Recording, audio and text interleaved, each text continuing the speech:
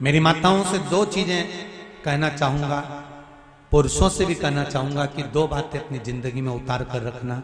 जिंदगी में कभी धोखा नहीं खा सकते अगर दो चीजें आपने अपनी जिंदगी में उतार ली। एक, गौ माता को अपने घर से एक रोटी देना चालू कर दीजिए, जिंदगी में कभी धोखा नहीं खाओगे। जिंदगी में कभी धोखा नहीं खाओगे, बस गौ माता को एक रोटी देना चालू कर दो। और दूसरा, स्नान करते समय या भोजन करते समय या तीर्थ में क्षिप्रा, नर्मदा, गंगा, सरयू, सरस्वती, मंदाकिनी, जितनी भी नदियां पवित्र हैं, इसमें जब स्नान करो या घर पर स्नान करो, उस समय पर गंगे हर या नर्मदे हर, ये दो कहना चालू कर दो, कभी धोखा नहीं खाओ। दो चीजें अपने जीवन में धारण कर लीजिए। पहले नंबर का क्या, बोलो जम के बोलो जरा, गौ माता को रोटी। और दूसरे नंबर का, नर्मदे हर या फिर गंगे हर, हर हर गंगे या नर्मदे करो। क्या होता है नर्मदा हर कहने से, हर हर गंगे कहने से होगा क्या? नर्मदा पुराण 8वां अध्याय, कभी मौका मिले तो पढ़कर देखना। कल्याण का, गीता प्रेस गोरखपुर, कल्याण का गंगा अंक, भागीरथी गंगा अंक, कभी पढ़कर देखना, उसमें दोनों का वर्णन लिखा हुआ है। जिस समय हम हर हर गंगे बोलते हैं या नर्मदे हर बोलते हैं, एक लोटा पानी जब अपने ऊपर चढ़ता है या अपन किसी पवित्र नदी में डुबकी लगा रहे होते हैं या घर में एक लोटा पानी अपने ऊपर डालते समय हर हर गंगे या नर्मदे हर बोल रहे होते हैं, उस समय पर सारी पवित्र नदियां और हमारे पूर्वज, हमारे पितर, हमारे आहूत, हमारे वासुक और 33 कोटि देवता हमारे नर्मदे हर बोलते ही, गंगे हर बोलते ही हमारे सम्मुख में आकर खड़े होकर हमको पवित्र कर चले जाए। केवल दो चीजें धारण कर लीजिए।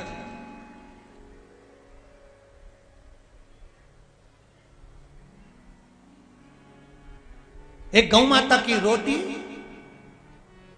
और एक गंगे हर, नर्मदे हर।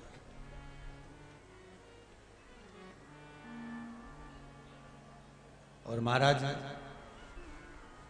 इसीलिए तो लोग शायद भजन में कहते हैं ना, मां नर्मदा तू है कलयुग की गंगा, दर्शन से तेरे मन हो जाए चंगा। केवल मात्र स्मरण से।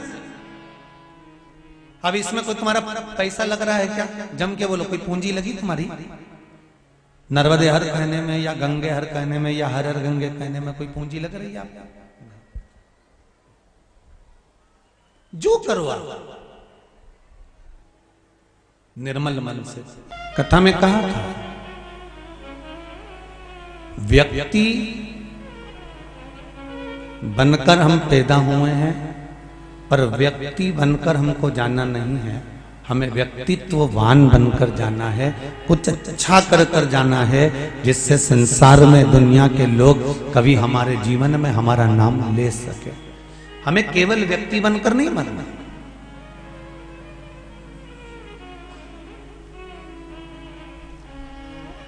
एक साधारण सा संसारिक मनुष्य बनकर हम जन्म ले लिए और जन्म लेने के बाद वापिस हमारे प्राणों को हम त्याग कर चले गए। पुनरपि जननम पुनरपि मरणम, फिर जन्म, फिर मरण, फिर जन्म, फिर मरण। अंतिम बिंदु क्या है?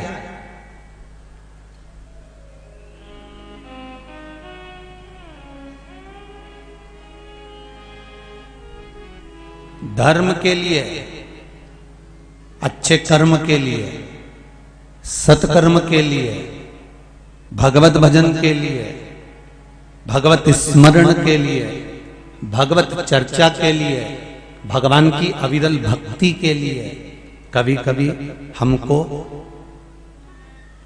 परिवार से भी लड़ना पड़ता।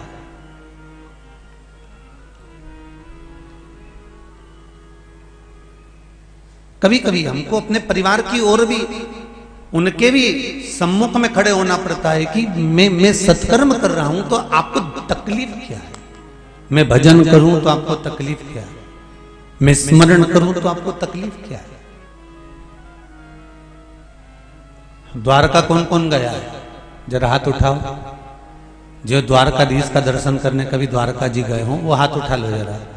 बहुत सारे लोग गए हैं। होया है सब द्वारका?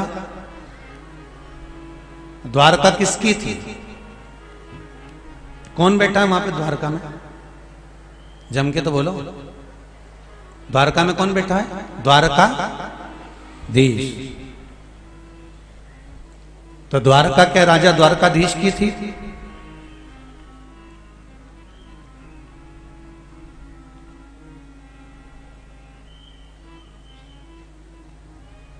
जिस द्वारका में द्वारिका नाथ बैठे हैं वो द्वारका द्वारकाधीश की नहीं थी।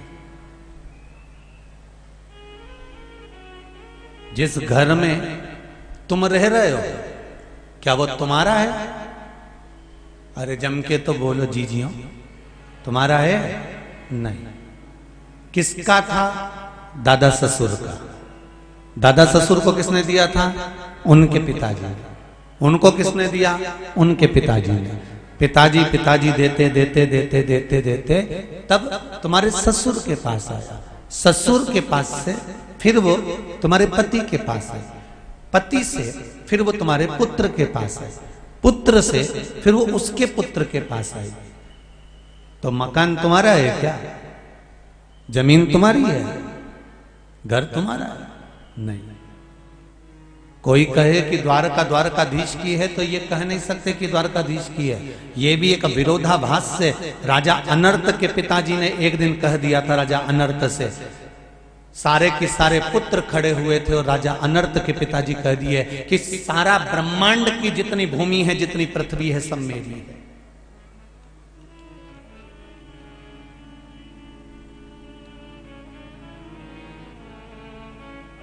ये जितनी भूमि नजर आ रही है ये सब मेरी है।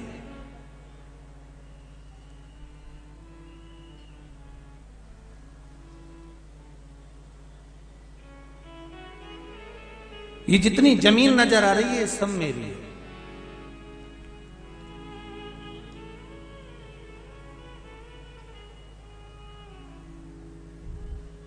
एक निवेदन 24 अवतार मंदिर समिति से रहेगा।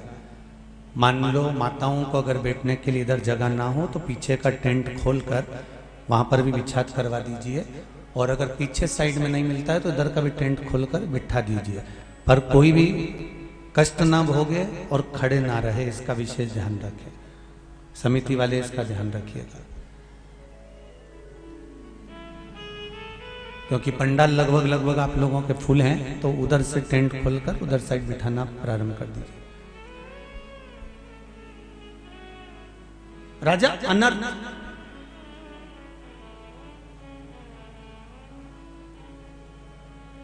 और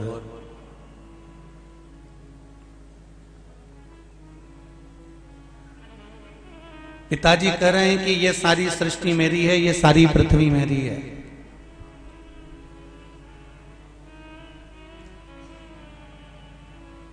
यहां पर सब दूर मेरा राज्य है। होता है कभी कभी हमारे मन में भी अहंकार उत्पन्न हो जाता है। कई बार माताएं कह देती है वो तो मैं जिंदा हूं ना इसलिए घर चल रहा है, जिस दिन मैं मर गई ना आटे दाल का भाव मालूम पड़ जाएगा। तो जो डोकरी बोले नहीं उससे कह दे आधे घंटा मरी जा। जो बोले ना कि मैं जिंदा हूं तब तक घर चल रहा है और मैं मर गई तो आटे दाल का मालूम पड़ जाए, तो इससे कह दे आधा घंटा तो मरी जा। होता है। एक सेठ जी हमेशा कहते थे कि मेरे बिना कुछ भी अच्छा नहीं है। वो तो मैं कर रहा हूं तो सब हो रहा है, वो तो मैं संभाल रहा हूं तो हो रहा है, वो तो मैं कर रहा हूं तो हो रहा है। एक दिन सेठ जी, अगर मेरा परिवार मुझे बहुत चाहता है, मेरे परिवार के लोग मुझे बहुत चाहते हैं, मैं मर गया ना तो मेरे पीछे पूरा परिवार मर जाएगा। मेरे घर के लोग मुझे इतना चाहते कि मैं मर गया तो मेरे परिवार के लोग मर जाएंगे। इतने में एक गुरुजी आ गए और गुरुजी ने कहा, क्या सेठ जी, तुम कहते हो कि मैं मर गया तो पूरा परिवार मर जाएगा, मैं मर गया तो पूरा परिवार मर जाएगा। मेरे को देखना है कि तुम्हारे मरने के बाद तुम्हारा परिवार मरता है कि नहीं मरता। इतने में सेठ जी बोले, क्या महाराज फालतू की बात करते हो, मैं काहे को मरूंगा भैया। गुरुजी ने कहा, हमको तो केवल देखना है कि तुम्हारे मरने के बाद तुम्हारा परिवार तुम्हारे मरते हैं कि नहीं मरता। नहीं नहीं नहीं नहीं, मैं अभी काहे को मरूं। गुरुजी ने कहा, बस केवल एक काम करो कि एक लोटा पानी दे रहा हूं, पानी पीते पीते थोड़ा सा लुढ़क जा, लुढ़कोगे और जैसे ही लुढ़कोगे तो बस थोड़ी देर के लिए, आधा घंटा तुम सांस रोककर बस पड़ी जा, तुम्हारा श्वास रोक लेना और तुम पड़ी जाना। इसके बाद सब मैं देख लूंगा कि घर के लोग कितने तुम्हारे पीछे मर रहे हैं। इतने में सेठ जी बोले, अगर मैं मर गया, मेरी पत्नी रो रो के मर जाएगी, मेरा बेटा मर जाएगा, मेरी बहू मर जाएगी, मेरा पोता मर जाएगा। इतने में गुरुजी बोले, मुझे वही तो देखना है कितने मर रहे हैं, तुम लुढ़को तो सही। अब सेठ जी लुढ़कने को तैयार नहीं, सेठ जी लुढ़क नहीं रहे। आखिरी में गुरुजी ने खूब कहा, तब उसने पानी का लोटा पिया। और गुरुजी से सेठ जी बोले, अगर मेरे परिवार को कुछ हो गया तो गुरुजी बोले, वो मेरी गारंटी, तो लुढ़क। और सेठ जी जो पानी पीते पीते लुढ़के, और लुढ़कते से ही पत्नी चिल्ला चिल्ला के रोने लगी, बेटा रोने लगा, पोता रोने लगा, पत्नी धाड़ धाड़ के रोने लगी, नई नई डिजाइन में रोने लगी, खूब रोई, खूब रोई, खूब रोई। गुरुजी ने पूछा, सेठानी क्यों रो रही हो, क्या हो गया। सेठानी कहती है, गुरुदेव मेरा पति, मेरा सेठ चले गया, गुरुजी मुझे बताया तक नहीं और चले गया। इतना रोए, इतना रोए। इतने में गुरुजी बोले, सेठानी तू दुख मत कर, बिल्कुल मत रो, मेरे पास एक ऐसी बूटी रखी है, तू खाएगी, तू मर जाएगी और तेरा सेठ जिंदा हो जाएगा। इतने में सेठानी रोते रोते बोली, इनकी तो उम्र हो गई थी। रोते रोते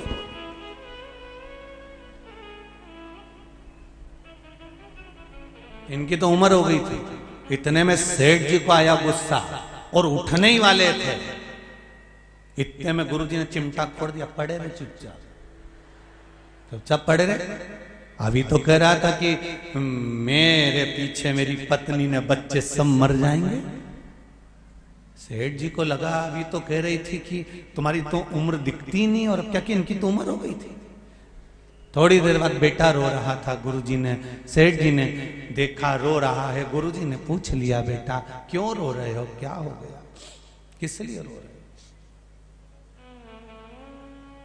मेरे पिता चले गए, ये भी नहीं बताया कि किससे कितना लेना था। बाप नीचे पड़ा हुआ मन में सोच रहा, बताओ बाप मर गया, उसका गम नहीं, लेनदारी की पहले पड़ गई। इतने में गुरुजी ने कहा, बेटा मेरे पास एक ऐसी बूटी रखी है, तू खाएगा, तू मर जाएगा और तेरा पिता जिंदा हो जाएगा। इतने में बेटा रोते रोते बोला कि पिताजी अभी 3 दिन पहले बोल रहे थे कि सब कुछ अब तुझे संभालना है, इनको आराम से जाने दो गुरुजी, इनको जाने दो। पोता रो रहा है, तू क्यों रो रहा है, तेरे रोने का कारण क्या है। मेरे दादाजी चले गए, अब मुझे कुरकुरा कौन दिलाएगा। गुरुजी ने कहा, ले ये बूटी तू खा ले, तू खाएगा, तू मर जाएगा और तेरे दादाजी जिंदा हो जाएंगे। पोता रोते रोते बोला, गुरुजी तुम्हारे कोई आगे है ना तुम्हारे कोई पीछे है, बूटी तुम नहीं खा लो। सारे के सारे मिलकर वो बूटी गुरुजी को खिला रहे हैं, परिवार का व्यक्ति नहीं खा रहा। ये संसार है, वावारी दुनिया मतलब की दुनिया में किसी का कोई नहीं। श्री राम के संग हजारों सखा, वनवास हुआ तब कोई नहीं। माता सीता के संग हजारों सखी, जब हरण हुआ तब कोई नहीं। धन के साथी हजारों हैं, जब धन ही नहीं तो कोई नहीं। संसार में कौन अपना है?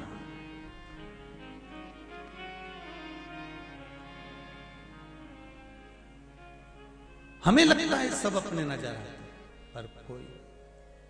इसलिए मालवा के संत श्री नागर जी महाराज एक बात कहते हैं, ऐसो कोई नहीं रे, या हीरा को परखयो राम, कोई नहीं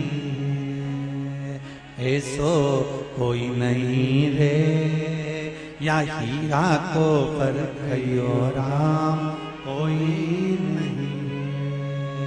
जोगी आया भोगी आया ढोंगी आया रे, और गुरु आया गांव में तो कोई नहीं रे, ऐसो कोई नहीं रे, या हीरा को परखयो राम, कोई नहीं। कौन है आप?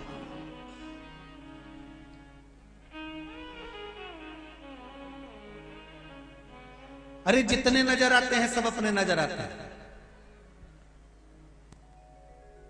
रात को मरोगे, जिस गद्दे पर सोकर मरे हो वो गद्दे को फेंक दिया जाता है।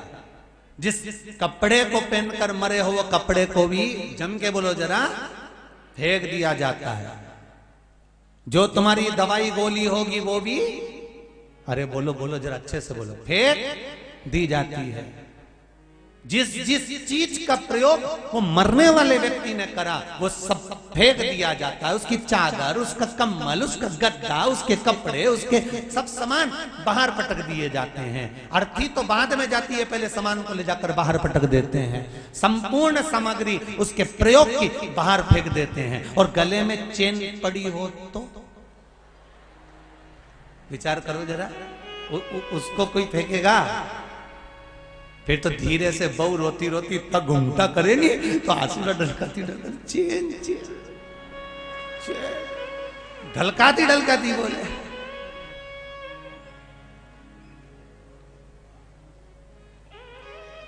बहुवन 2 बार इतना घूंघट करे, इतना घूंघट बहुवन 2 बार करे। पहले तो सब करते थे इतना घूंघट, पर आज के जमाने में कोई करे? अब तो 2 बार करे इतना। केवल एक बार ब्याह करके आए नहीं, शादी करके आए तो घरे इतना मुंडा करके आए, इतना घूंघट करके आए। क्यों? क्योंकि मुंह दिखाई होए तो सोने की रकम मिले।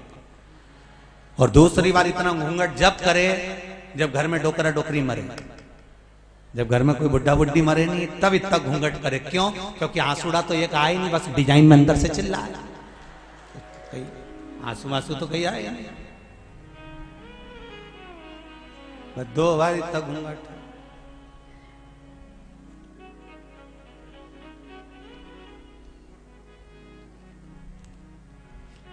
एक बार की कहीं की कथा ध्यान में आ रही है।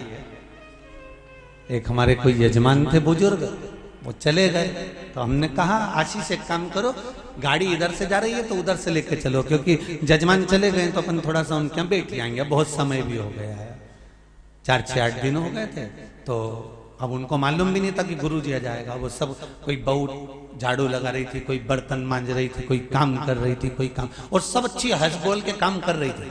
और जैसे ही हमने दरवाजा पे पांव धरा और जो कुंडी बजाई और ने दरवाजा एक ने खोला, और खोलते से सब झाड़ू ने बर्तन सब पटकी ने इतना तक घूंघट, और जो हूं करके रोना चालू करी एक जगह बैठ के। तो हमने आशीष से कहा, आशीष अभी तो अच्छी खासी झाड़ू लगा रही थी और अच्छी खासी बर्तन मांज रही थी, अब इसको हुआ क्या? बस फिर चालू हो कि दाई जी तो बढ़िया थे, रात के मक्का की 4 रोटी खाए थे। अब मन में आया, मतलब तुम रोटी भी गिन रहे थे? 4 रोटी खाई, मक्का की खाई तो सही, पर पता नहीं चला। जीवन बड़ा विचित्र है। राजा अनर्त ने अपने पिताजी से कह दिया, पिताजी आप कह रहे हो कि यह संपूर्ण ब्रह्मांड, संपूर्ण सृष्टि, संपूर्ण पृथ्वी आपकी है, पर राजा अनर्त कहते हैं अपने पिता से मैं जानता हूं ये संपूर्ण पृथ्वी मेरे भगवान श्री हरि नारायण की, ये संपूर्ण पृथ्वी मेरे महादेव की, ये संपूर्ण पृथ्वी मेरे भगवान की है। हमारा क्या है?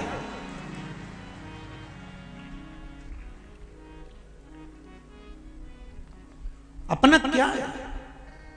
अरे मुट्ठी बांधे आए जग में, हाथ पसारे। एक कहावत में ये बड़ी सुंदर बात कही कि मुट्ठी बांधे आया जग में, हाथ पसारे जाएगा। क्या तू लेकर आया, क्या तू लेकर जाएगा? पर शिव महापुराण की कथा कहती है कि मुट्ठी बांधे आया जग में, हाथ पसारे नहीं जाएगा। जो तूने भजन किया, कीर्तन किया, शिव महापुराण की कथा को श्रवण करा, जो तूने दान करा, पुण्य करा, सत्कर्म करा, ये किसी और के साथ नहीं जाएगा, तेरा करा हुआ तेरे साथ जाएगा। खाली हाथ नहीं जाना है। हमारा पुण्य हमारे साथ,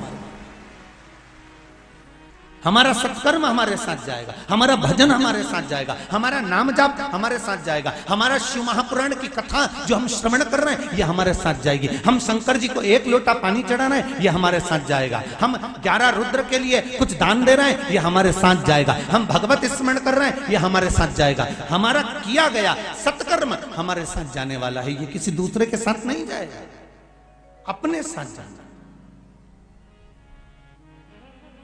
सब कुछ पृथ्वी पर छूट जाता है, जाते समय बस एक ही चीज जाती है, वो आपका सत्कर्म है। आपका सत्कर्म आपके साथ जाएगा।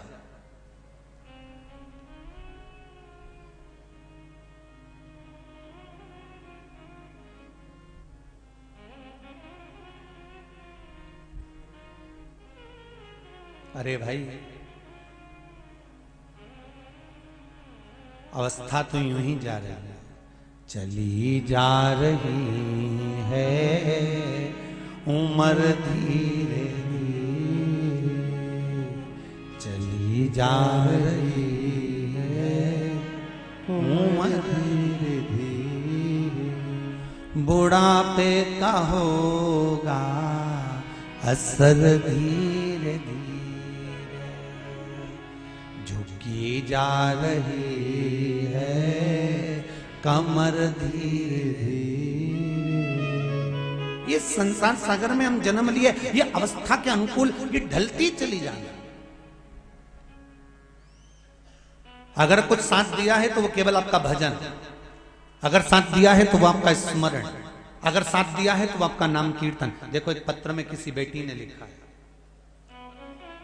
पत्र बहुत सारे हैं, जितने पढ़े हैं वो यहां हैं और बहुत पढ़ने रह गए हैं।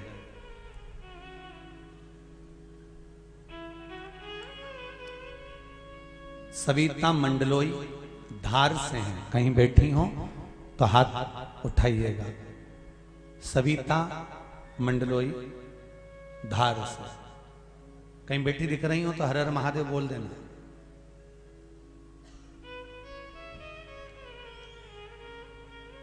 बैठी हैं कहीं? सविता मंडलोई, दोनों हाथ उठाकर हर हर महादेव बोल दो एक बार, कहीं बैठी हो तो। एक तो पंडाल बड़ा तो दिखते भी नहीं। श्री शिवाय नमस्तुभ्यं, कहीं बैठी हो तो हाथ हिला देना। सविता जी मंडल, आपने पत्र में लिखा है, गुरुजी मजदूरी करती थी, पत्र लिख रही, बेटा एक गाड़ी को लाने के लिए जिद कर रहा था, सोचा क्या करूं। पत्र में सविता जी लिख रही हैं कि मैं करूं क्या। फिर मालूम पड़ा एक बार कि पशुपति व्रत कर लो, और उस व्रत में ऐसा है कि जो मांगते हैं वैसा मिल जाता है, और शंकर की आराधना में मन लगा लो। सविता जी मंडलोई ने लिखा है, पशुपति व्रत करना प्रारंभ करा गुरुदेव, और बेटा तीसरे व्रत के दिन, दूसरे व्रत के दिन आइसर गाड़ी को लेकर घर पर आ गया। ये शिव की कृपा। मैं चाहूंगा आस्था चैनल वालों से, अगर क्लोज हो तो पत्र को अवश्य आप लोग प्रयास करा करो कि जो पत्र यहां से पढ़े जाते हैं उसका मोबाइल नंबर भी लिखा होता है और उसका नाम भी लिखा होता है। प्रयास करा करो कि जितना दिख जाए लोगों को। सविता जी मंडल, गुरुदेव बेटा आईसर गाड़ी लेकर आ गया। बेटे को मैंने कहा कि इस गाड़ी को कहां चलाएगा, कैसे चलेगी और कैसे पैसा आएगा, तो उठाकर लेके तो आ गया है। तब बेटा अपनी मां से कहता है, मां तूने पशुपति व्रत करा है ना, जब 2 व्रत में वो गाड़ी दे सकता है तो 5 व्रत में ये गाड़ी कहीं पर लगा भी सकता है, इतना विश्वास मुझे शिव पर है। इस पत्र में वो लिख रहा है। और सविता जी मंडलोई कहती हैं, गुरुदेव मैं बाबा भोलेनाथ को कैसे धन्यवाद दूं। 5वां व्रत पूर्ण हुआ था और एक कंपनी से मेरे बेटे के पास खबर आ गई और गाड़ी हमने लगा दी, जिसकी किस्त पूरी भरा रही है और गाड़ी चल रही है। एक वर्णन और लिखा है इसके पीछे। गुरुदेव एक पुरानी सी दुकान थी झोपड़े की। भोलेनाथ जी से मैंने निवेदन करा था और एक जल में चंदन का पानी डालकर शिव जी को समर्पित करा था, जो बेलपत्री के पेड़ के नीचे करना था। ये पत्र कह रहा, मैंने वो करना प्रारंभ करा। गुरुदेव 4 सोमवार निकले और मेरी वो दुकान अपने आप टूटी और अब वो पक्की बनने के लिए तैयार हो गई है। ये शिव की कृपा। ये पत्र है। शंभु शरणे पड़ी मांगू घड़ी रे घड़ी, दुख काटो दया करी ने दर्शन। शिव कृपा किसको कहता है? एक कंकर और जल का महत्व क्या होता है, ये आपको पितृमोक्ष शिव महापुराण की कथा में कहा था। और इस बहन ने ये कहा की है, सविता परिहार देपालपुर की रहने वाली हूं। कहीं बैठी है सविता जी परिहार देपालपुर, कहीं बैठी हो तो हाथ उठा सकती हैं। इन्होंने पत्र में लिखा है, गुरुदेव मेरी बहन की अचानक तबीयत खराब हो गई थी, जो गोमटगिरी की रहने वाली है। उनको हॉस्पिटल में भर्ती कर दिया गया था।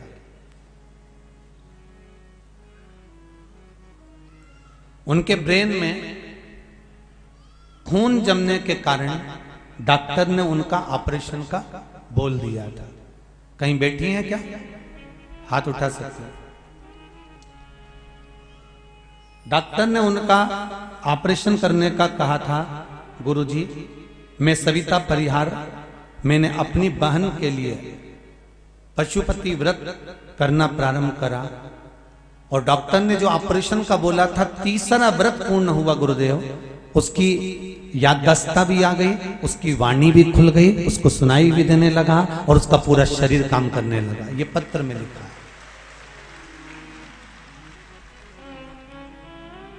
शिव कृपा किसको कहते हैं? शंकर की करुणा किसको कहते हैं? लोग कहते हैं शिव भक्ति में है क्या? हम कहते हैं शंकर का गुणगान करो तो सरी। शंभु शरणे मांगू घड़ी घड़ी, दुख काटो दया करी ने दर्शन आपो। आप शिव की भक्ति करो तो, आप शंकर को 1 लोटा पानी चढ़ाओ तो, आप शंकर का स्मरण करो तो, आप शंकर को अगर एक बेलपत्र भी दिल से चढ़ा रहे हो तो वो दिल से दे रहा है, दिल से।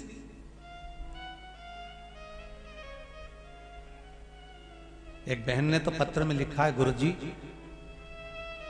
एक बार मैं शिव मंदिर में किसी कार्य के लिए गई थी और वो कार्य बहुत जरूरी था और आपने कहा था कि मंदिर की बेलपत्र उठाकर मंदिर में शिव जी को चढ़ा देना। मंदिर गई तो बेलपत्र नहीं थी, घर से बेलपत्र ढूंढती ढूंढती गई तो बेलपत्र नहीं थी। आपने कहा था गुरुदेव, अगर बेलपत्र नीवी मिले तो अपने हाथ की ये 3 उंगली शंकर जी के शिवलिंग पर स्पर्श करा देना और शिव जी को कह देना कि बेलपत्र चढ़ा रही हूं, स्वीकार कर लेना। मैंने केवल उंगली लगाकर बाबा से विनती करी और गुरुदेव मेरा वो कार्य 24 घंटे के अंदर पूर्ण हो गया। केवल उंगली का स्पर्श मात्र कर लेना।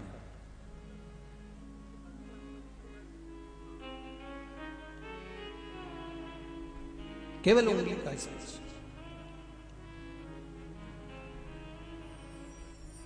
महाराज, तेरे दरबार की बाबा निराली शान देखी है, तुझे देते नहीं देखा पर झोली भरी देखी है। बाबा से इतना जरूर है कि बाबा जीवन में सारा सुख आपका, ये जीवन में जो तकलीफ है, दुख है, कष्ट है, रोग है, बीमारी है, ये सब आपको समर्पित है बाबा। हमारा है क्या? है क्या हमारा? राजा नर्त कहते हैं कि ये पूरा ब्रह्मांड मेरे भगवान का है, और पिताजी आप कहते हो कि आपका है। किसी व्यक्ति को अच्छी सीख दोगे ना तो वो स्वीकार नहीं करता। अश्वत्थामा ने रात के समय उल्लू को देख लिया था और उल्लू ने कौवे के बच्चे को मार दिया था, तो अश्वत्थामा ने रात्रि को सोते हुए पांडवों के पुत्र को मार दिया था। केवल उल्लू को देखकर उसे ज्ञान आ गया था कि रात को उल्लू कौवे के बच्चे को मार रहा है, तो अश्वत्थामा पांडवों के पुत्र को मारने पहुंच गया था। विचार करिए जरा, इतना बड़ा विद्वान अश्वत्थामा, जिनकी विद्वत्ता की कई कई कई लीलाएं हैं, और वो अश्वत्थामा एक उल्लू को देखकर बुद्धि बिगाड़ लेता है। एक उल्लू को देखकर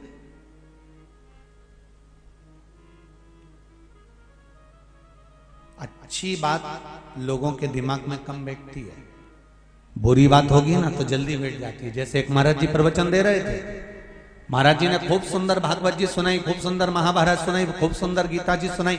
महाभारत जैसे भागवत जी सुनाने के बाद महाराज जी ने सोचा चलो गांव में घूम के आता हूँ, पटेल साहब के यहाँ जाता हूँ, थोड़ा पटेल साहब अपने को कोई धन दक्षिणा ज्यादा दे देंगे। पटेल साहब के यहाँ पहुंच गए। पटेल साहब से कहा क्यों पटेल साहब कथा कैसी लगी? पटेल साहब बोले महाराज तूने कथा तो बहुत जोरदार सुनाई। एक बात तो है महाराज, कथा बहुत जोरदार सुनाई, पर यही कथा तू पहले सुना देता ना तो मेरी तो जिंदगी बन जाती। तो इतने में गुरुजी ने पूछा, महाराज जी ने पूछा वो कैसे? तो इतने पटेल साहब बोले अरे जैसे वो पांडव जुआ में हार रहे थे और उनने द्रौपदी को जुए में लगा दिया था। एक बार मैं भी चौराहे पे बैठ के जुआ खेल रहा था, नहीं मैं भी हार रहा था, मुझे क्या मालूम था, नहीं तो मैं पटलन के लगा ही देता,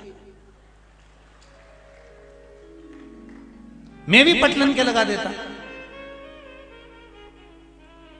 इतने में अंदर से पटलन घूंघट करके आई और पटलन ने आवाज देकर बोला गुरुजी कथा तुमने बहुत जोरदार सुनाई, पर यही कथा मैं अगर पहले सुन लेती ना तो इस एक के चक्कर में पड़ती नहीं, 5 ही करके लेके आती।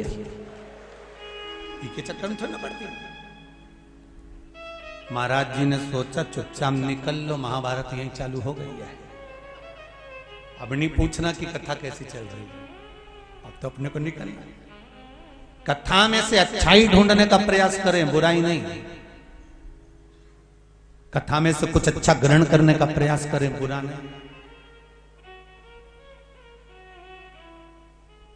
कथा में से हमको भगवान की अविरल भक्ति रूपी विश्वास को ढूंढने का प्रयास करना है। राजा नर स्वयं कर रहे हैं, पिताजी ये संपूर्ण ब्रह्मांड संपूर्ण सृष्टि परमात्मा की, और पिताजी मानने को तैयार नहीं। अच्छा समझाओ किसी को तो कहां समझता,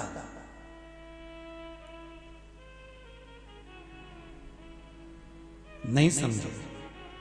और अनर्थ के पिताजी ने कह दिया राजा अनर्थ मैं तुझे श्राप देता हूं, मेरी जायदाद में से तुझे एक टुकड़ा जमीन का नहीं मिलेगा, और पूरी जमीन पर, पृथ्वी पर अगर तू कहीं पर भी रहेगा तो जलकर भस्म हो जाएगा।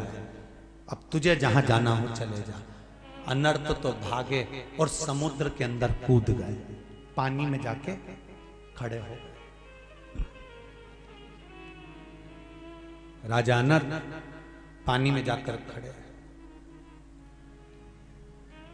अब राजा अनर्थ जब पानी में खड़े, क्योंकि पिता ने कहा था पृथ्वी पर कहीं पर रहेगा तो जलकर भस्म हो जाएगा, तो पानी में कूद गए। पानी में कूदने के बाद उन्होंने भगवान की भक्ति को धारण करा, भगवान का द्वादश अक्षर मंत्र उच्चारण करना प्रारंभ करा। ओम नमो भगवते वासुदेवाय, ओम नमो भगवते वासुदेवाय। कहीं पंचाक्षर मंत्र नमः शिवाय, नमः शिवाय, नमः शिवाय, नमः शिवाय। कहीं षडाक्षर मंत्र ओम नमः शिवाय, ओम नमः शिवाय, ओम नमः शिवाय उच्चारण करना प्रारंभ करा। राजा अनर्थ ने जैसे जैसे भगवान के नाम का उच्चारण करना प्रारंभ करा, उच्चारण करते करते करते करते करते करते वो उच्चारण का जो शब्द था वो परमात्मा तक पहुंच गया। कई लोग कहते हैं गुरुजी हम भगवान को बुलाते हैं, हम भगवान को पुकारते हैं, तो हम भगवान को एक लोटा पानी चढ़ाते हैं, हम भगवान को बेलपत्र चढ़ाते हैं, हम शंकर का श्री शिवाय नमस्तुभ्यं मंत्र का जाप करते हैं, तो क्या भगवान सुनता है? आप शास्त्र उठाकर देखिए, सूरदास जी ने भगवान को पुकारा, भगवान आए। तुलसीदास जी ने भगवान को पुकारा, भगवान आए। मीराबाई ने भगवान को पुकारा, भगवान आए। कर्माबाई ने भगवान को पुकारा, भगवान आए। अगर एक साधारण से भाव से निर्मल मन सो मोहि पावा, आप निर्मल मन से जब मेरे परमात्मा को पुकारते हो तो तुम्हारी पुकार वो परमात्मा तक पहुंचती है और परमात्मा आपका कार्य सफल करता है। अब दिल से कहो तो शिव की कथा कह रही है, उगरदानी त्रिकालदर्शी कैलाशी की कथा कर रही है। राजा अनर्थ के मन में यह भाव जागृत और मंत्र का उच्चारण करना प्रारंभ करा। जल के अंदर खड़े रहकर, जल के अंदर रहने के बाद में जल के भीतर रहकर ओम नमो भगवते वासुदेवाय, कभी पंचाक्षर ओम नमः शिवाय, कभी षडाक्षर ओम नमः शिवाय मंत्र का उच्चारण कर रहे हैं। भगवान विष्णु प्रकट हो गए। मांगो, क्या चाहिए तुमको, बोलो। राजा अनर्थ ने कहा प्रभु बस एक कृपा कर दो, मेरे पिता ने मुझे श्राप दिया है, पृथ्वी पर कहीं नहीं रह सकता। यदि पृथ्वी पर रहूंगा तो जलकर भस्म हो जाऊंगा। अगर मान लो मैं पृथ्वी पर रहता हूं तो जलकर भस्म हो जाऊंगा। भगवान विष्णु ने उसी समय पर सुदर्शन चक्र दिया और सुदर्शन चक्र से कहा जाओ बैकुंठ का ईशान कोण काट कर लिया। सुदर्शन चक्र गया, बैकुंठ का ईशान कोण काट कर लेकर आया। वो ईशान कोण जो बैकुंठ का था वो पानी में जैसे ही डालने लगे, रखने लगे कि तुम्हें पृथ्वी पर नहीं रहना, तुम्हें पानी पर रहना। पानी में जैसे ही बैकुंठ का वो हिस्सा रखा, डूबने लगा। जैसे ही डूबने लगा तो भगवान विष्णु ने अपना सुदर्शन चक्र भेजा और उस बैकुंठ के हिस्से को अपने सुदर्शन चक्र पर रखा और राजा अनर्थ से कहा अनर्थ अब तुझे पृथ्वी पर रहने की जरूरत नहीं, अब तू इस बैकुंठ के हिस्से पर रहना, अब तू इस पर निवास कर। सुदर्शन चक्र घूम रहा है तो वह बैकुंठ का हिस्सा भी घूम रहा है।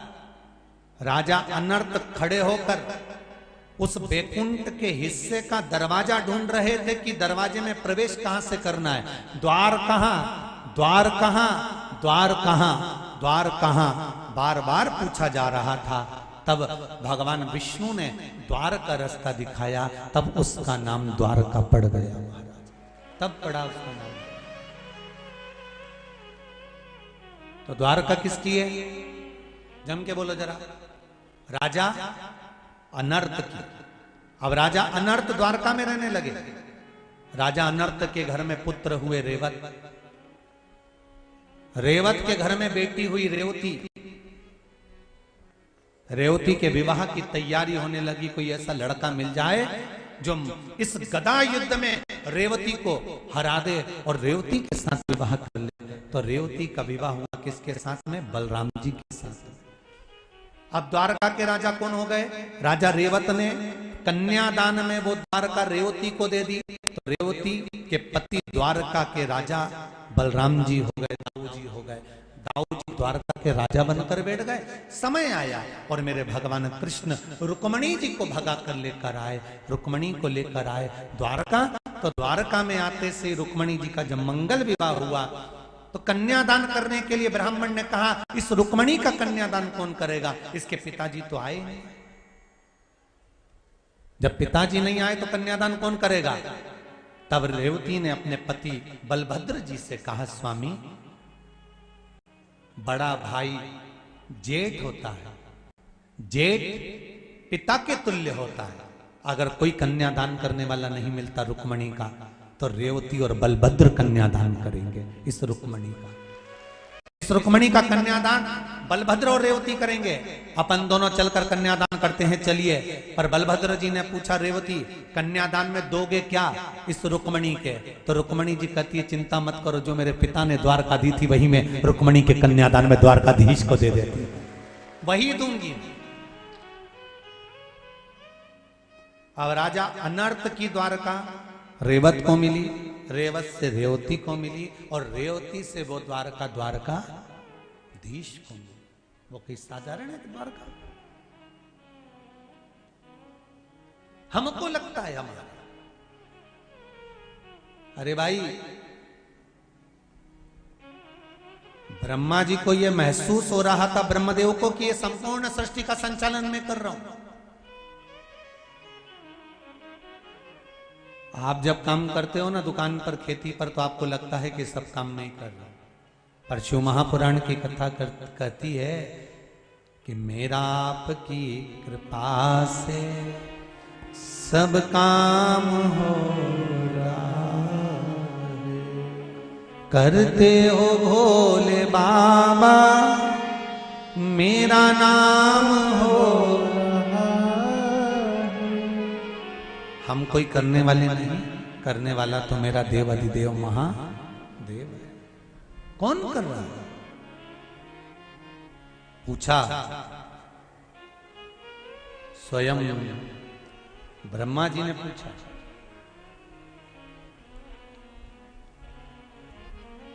भगवान विष्णु से प्रश्न कर रहे हैं ब्रह्मदेव की, ये तुम्हारे पिता हैं कौन? भगवान विष्णु कहते हैं मेरे पिता शिव है। विश्वास नहीं हुआ। जिस व्यक्ति को अपना गोत्र नहीं मालूम होता ना, उस व्यक्ति को शंकर जी का नाम ले लेना चाहिए। किसका नाम लेना चाहिए? शंकर जी।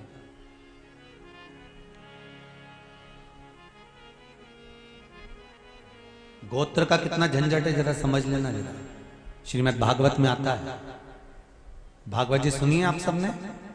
धुंधकारी का चरित्र आता है कि धुंधकारी के लिए गौकर्ण ने तर्पणादि क्रिया करी, पिंडदान करा, गया जी का पिंड दिया, गया जी में श्राद्ध करा, ब्रह्म कपाली करी। गौकर्ण ने अपने भाई धुंधकारी के लिए कितना कितना प्रयास करा। उसके बाद भी धुंधकारी को मुक्ति मिली क्या? जम के तो बोलो, मोक्ष मिला था? नहीं, मुक्ति नहीं मिली उसको। तो गोकर्ण के मन में कृष्ण उत्पन्न हो गया। गोकर्ण ने कहा मैंने इसके लिए पिंडदान करा, मैंने इसके लिए तर्पण करा, मैंने इसके लिए तिलांजलि दी, मैंने इसके लिए सारा गया जी में जाकर पिंड दिया, मैंने ब्रह्म कपाली भी इसके लिए करी, फिर इसकी मुक्ति क्यों नहीं हुई? कारण क्या है? क्या गया जी से किसी की मुक्ति नहीं होती? क्या ब्रह्म कपाली से किसी की मुक्ति नहीं होती? क्या पिंडदान से किसी की मुक्ति नहीं होती? क्या तिलांजलि देने से किसी की मुक्ति नहीं होती? आखिर इसको मुक्ति क्यों नहीं मिली? इसका मोक्ष क्यों नहीं होता? सूर्य नारायण भगवान ने कहा, अरे ओ गोकर्ण, तेरे भाई को मुक्ति क्यों नहीं मिली, उसका एक कारण है। तेरा भाई आत्मदेव की संतान नहीं है,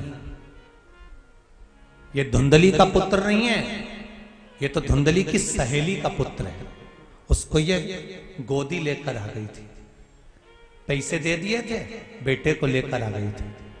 अब इसको नाम मिल गया पिताजी का आत्मदेव, माता का नाम मिल गया धुंधली, गोत्र भी मिल गया आत्मदेव का, पर सही में औलाद किसकी है? सहेली की। जिस समय पर इसका पिंड दिया जा रहा था, जिस समय पर इसका तर्पण किया जा रहा था, जिस समय पर इसकी तिलांजलि दी जा रही थी, गया जी में जब आप पिंडदान कर रहे थे, तर्पण कर रहे थे, तिलांजलि दे रहे थे, ब्रह्म कपाली में आप तर्पण कर रहे हो, तिलांजलि दे रहे हो, उज्जैनी में आप तर्पण कर रहे हो, तिलांजलि दे रहे हो, उस समय पर इसका गोत्र बोला जाता है। तुमने गोत्र कौन का बोला? आत्मदेव का। नाम किसका लिया पिताजी में? आत्मदेव का। माता का नाम क्या लिया? धुंधली का। पर इसके असली गोत्र को तुम नहीं बोल पाए, इसलिए ये तर नहीं पाया, इसलिए ये प्रेत योनि में पड़ गया, ये भटक रहा, ये तर नहीं पाया।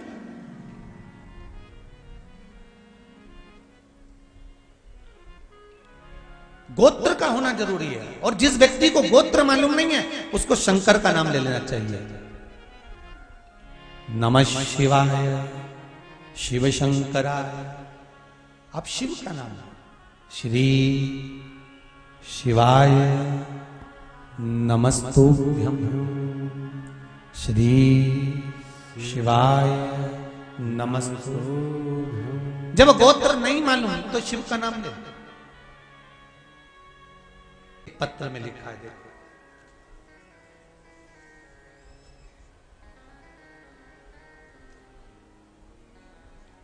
विनीता नामदेव, सिंगाना, मनावर, जिला धार से आई हैं।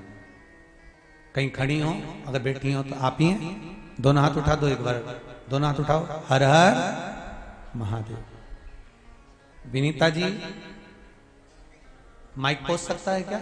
आप पास में हैं, माइक भेज सकते हो? भेजो जरा, भेजो जल्दी जल्दी भेजो, फुर्ती से पहुंचाओ। इधर इधर इधर इधर बाबू, इधर जाओ, खाली जगह में जाइए, दौड़कर जाइए।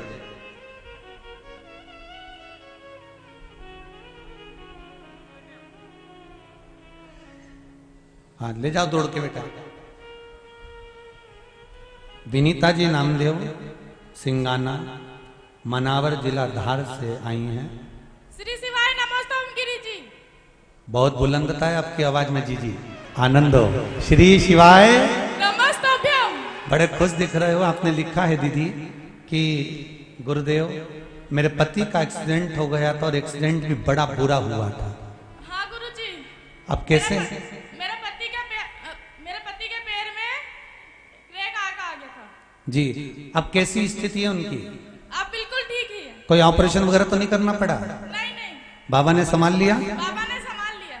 अब ठीक हो गए? बढ़िया, बिल्कुल ठीक। आपने पत्र में लिखा है, गुरुदेव मेरे पति का एक्सीडेंट हो गया था और बड़ा बुरा हुआ था, डॉक्टर ने ऑपरेशन का बोल दिया था, परंतु मैंने शिव जी की आराधना करना प्रारंभ करी, आपकी कथा में जैसे बताया था वो उपाय करना प्रारंभ करा, और मेरे बाबा ने सुन लिया, मेरे पति ठीक हो गए और ऑफिस जाना भी चालू हो गए। हर हर महादेव। अब तो प्रसन्न हो, बाबा का नाम ले रहे हो? हाँ। श्री शिवाय नमस्तुभ्यम। बैठिए श्री बैठिए शिवाय नमस्तभ्यम। बैठिए बैठिए। शंभो शरणे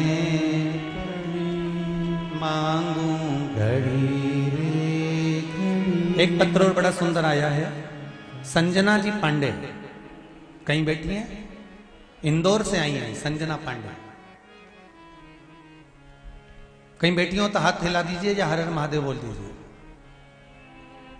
पीछे के लोग तो हमको दिख नहीं रहे भीड़ के कारण, पर कहीं बैठे हो तो जरूर बोलिएगा हर हर। संजना पांडे इधर हैं क्या कहीं? उन्होंने लिखा है पत्र में, गुरुदेव 4 सितंबर 2021 को सीहोर आई थी मैं, कुबेरेश्वर धाम में नौकरी का बोल कर गई थी मैं। कहीं बैठी हो तो हाथ जरूर हिलाना संजना जी पांडे। गुरुदेव, मैं नौकरी का बोलकर गई थी और देवाधिदेव महादेव ने ऐसी कृपा करी गुरुदेव, 4 सितंबर को बोलकर आई थी, 8 नवंबर को आईसीआई बैंक में मेरा जॉब लग चुका है और मैं सर्विस कर रही हूं। 8 नवंबर।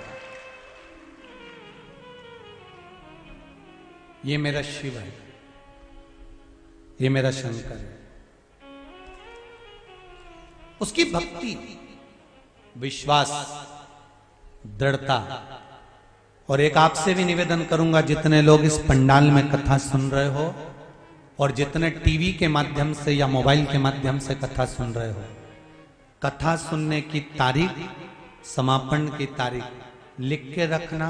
और जो इस 7 दिन में इस पंडाल में बैठकर 24 अवतार मंदिर की इस पावन धरा पर आप जो दिल से कहकर जाओगे, 3 महीने में बाबा आपकी मनोकामना पूर्ण जरूर करेंगे। मौका मिला है देपालपुर वालों, आस पास के जितने रहने वाले हैं, आपको भगवान ने खुद मौका दिया है कि अपने हृदय की बात कह लो। ये शिव महापुराण की कथा कोई साधारण नहीं है। स्वयं शंकर और सती भी सुनने के लिए गए थे और शिव जी ने कुंभज बाबा के आश्रम में एक बार त्रेता जुग माही शंभु गए कुंभज ऋषि पाही। कुंभज बाबा के आश्रम में जाकर अपने हृदय की बात मांग ली थी कि मुझे राम का दर्शन हो, तो राम का दर्शन हुआ था। सती मैया ने सोच लिया था कि ये शरीर अग्नि में भस्म हो जाए, तो सती को भस्म होना पड़ा था। शिव महापुराण के अंतर्गत जो हम मांगते हैं, जो हम भगवान से कहते हैं, बाबा उसको स्वीकार करता है, मिलता जाता है। सहज नहीं है शिवपुराण।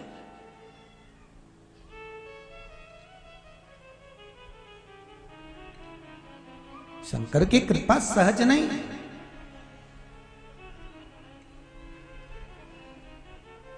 महाराज, सब कुछ पड़ा रह जाना है, अगर साथ जाना है तो केवल तुमने जो शिव महापुराण की कथा का रस तत्व ग्रहण करा है, दान करा है, पुण्य करा है, ये हमारे साथ जाना है, बाकी का सब छूट।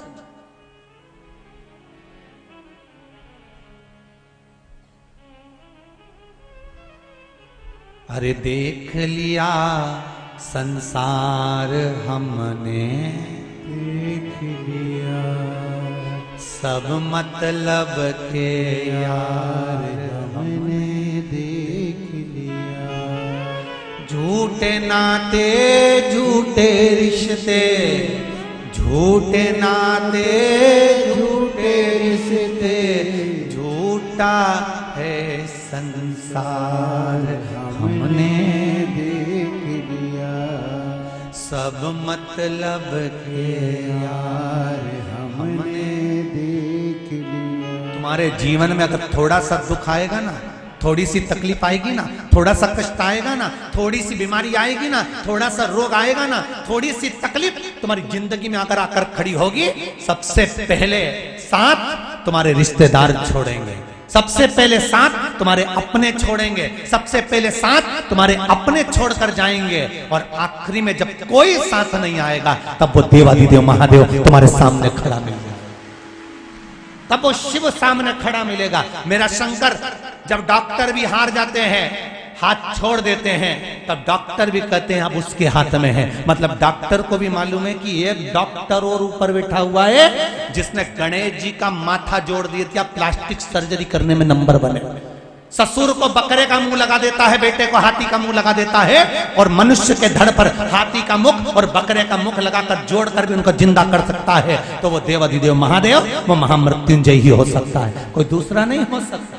अकाल मृत्यु वो मरे जो काम करे चंडाल का, और काल उसका क्या बिगाड़े जो भक्त हो महाकाल का। जो शिव का उपासक हो उसका क्या बिगड़ना।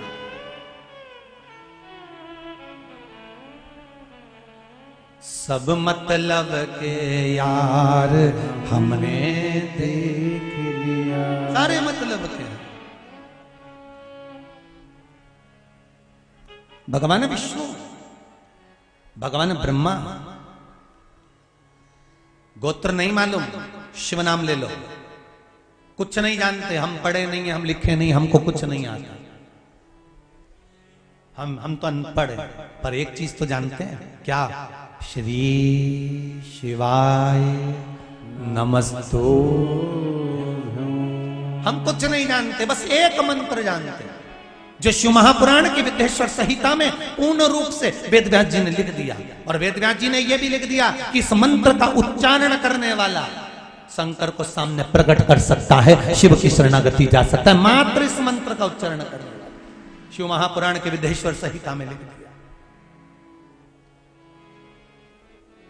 करो भजन।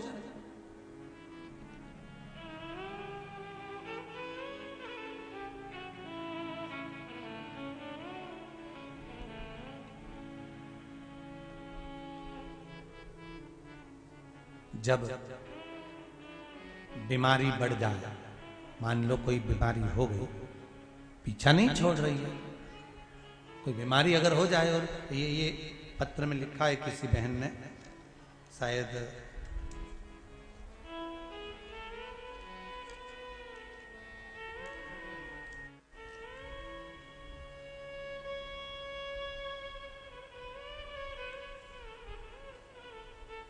मंजू शर्मा, पीपलिया, बाजपुर, उत्तराखंड से आई हैं यहां पर कथा सुनने के लिए।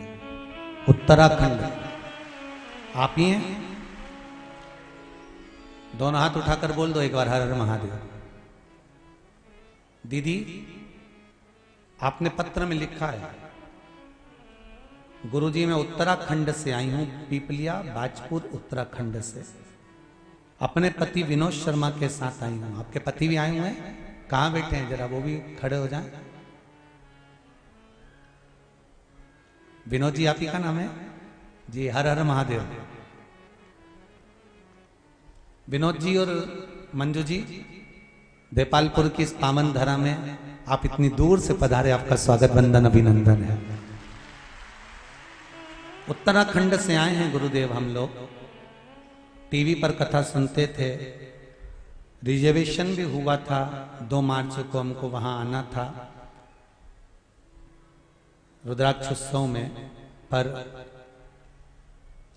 वहां पहुंचते भीड़ बहुत थी, इसलिए हम लोग यहां कथा सुनने के लिए आए हैं। गुरुदेव, एक बात कहना चाहती हूं। पत्र में लिखा है दीदी आपने, मेरा बेटा बहुत बीमार रहता था, इलाज करवा करवा कर थक गए थे, ये पत्र में आप लिख रहे हैं। तब गुरुदेव आपने रुद्राक्ष का जल शिवजी को चढ़ाकर उस जल का पान करना बताया था। वो हमने करना प्रारंभ करा और मेरा बेटा अब बिल्कुल ठीक हो चुका है, इसलिए हम बाबा को प्रणाम करने आए।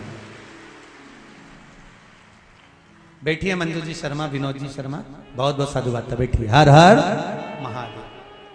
हम उत्तराखंड से बाबा को केवल प्रणाम करने आए हैं, क्योंकि हमने कह दिया था कि हमारा पुत्र अगर ठीक हो जाएगा तो जहां शिव पुराण हो रही होगी उस पुराण को हम प्रणाम करने जाएंगे। बहुत बहुत साधुवाद। शिव भक्ति किसको, एक पत्र और है बड़ा सुंदर है, देखो पत्र में एक पत्र और बड़ा सुंदर है।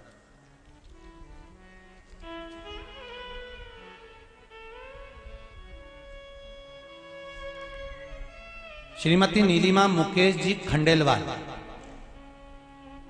कहीं बैठी हो तो हाथ उठाइएगा। श्रीमती नीलिमा मुकेश जी खंडेलवाल, इंदौर। इन्होंने पत्र में लिखा है, गुरुदेव इंदौर में कथा हुई थी, मेंदोला जी कराए थे, तब हम कथा में पहुंचे थे, पर भीड़ ज्यादा होने के कारणवश हम परदेसीपुरा के रहने वाले हैं, पर ज्यादा होने के कारणवश वहां प्रवेश नहीं कर पाए थे। मैंने सुना था कि कथा में कंकर शंकर होता है, इसलिए मैं वहां से उस कनकेश्वरी ग्राउंड से एक कंकर लेकर आ गई थी अपने मकान के निर्माण के लिए। और गुरुदेव, आज मैं वही कंकर इस पावन धरा पर छोड़ने के लिए आई हूं, क्योंकि मेरे मकान का निर्माण कार्य प्रारंभ हो गया और बाबा ने मकान बनाना चालू कर दिया। श्रीमती नीलिमा मुकेश जी खंडेलवाल, कहीं बैठे हो तो हाथ उठा सकते हैं। हर हर महादेव। शिव कृपा किसको कहते हैं? शंकर का अनुमोदन किसको कहते हैं? जब कथा पूरी हो जाती है ना, लोग चले जाते हैं। कथा जब 7 दिन की पूर्ण हो जाती है, तब लोगों को समझ में आता है कि पास में गंगा बहकर निकल गई और हम 2 क्षण के लिए नहीं जा पाए। तब जब आखिरी में पछतावा होता है, जब चिड़िया खेत चुनकर चली जाती है।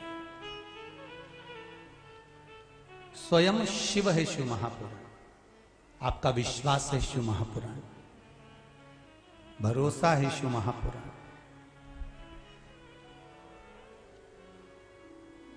एक बहुत सुंदर भाव, मान लो कोई बीमारी पकड़ कर रख ली, जैसे शरीर में कोई गांठ हो गई या लीवर या किडनी किसी भी तरह से आपको तकलीफ दे रही है। डॉक्टर बोल रहा है कि डायलिसिस करना पड़ेगा, या डॉक्टर बोल रहा है कि ये जांच के लिए जाएगी और हो सकता है कि इसमें कैंसर निकल सकता है या ये प्रॉब्लम हो सकती है। तब एक काम करना प्रारंभ करें, कुशोदक जल शिव जी को चढ़ाना प्रारंभ करें। एक जल के पात्र में कुश डालना। क्या डालना है? कुशा जो होती है उसका कुशा डाल दीजिए और उस कुशे को वापस निकाल लीजिए। 10 मिनट 20 मिनट तक उस जल के अंदर कुश पड़ा होना चाहिए। वो कुशा वापस निकालने के बाद में जिस व्यक्ति को रोग है और रोग का इलाज लग नहीं रहा हो या तकलीफ आ रही हो, तो कुशोदक जो जल होता है वो शिव जी को श्री शिवाय नमस्तुभ्यम बोलकर समर्पित करना चाहिए। उसी का आधा चम्मच से भी आधा चम्मच भाग लेकर आ जाओ, थोड़ा सा शरीर पर छीटा, थोड़ा सा आचमन, उस कुशोदक जल का करना प्रारंभ कर दीजिए।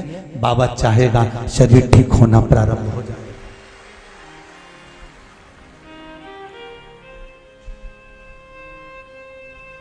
शिव को समर्पित करा गया।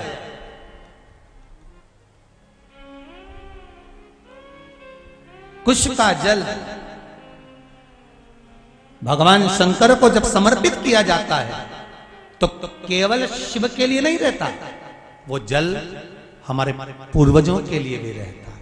उसका लाभ हमारे पूर्वज भी हमें प्रदान करते हैं, केवल शिव के लिए नहीं। पहले की कथाओं में कहा है, जब हम शंकर भगवान को जल चढ़ाते हैं तो उसके हिस्से हो जाते हैं।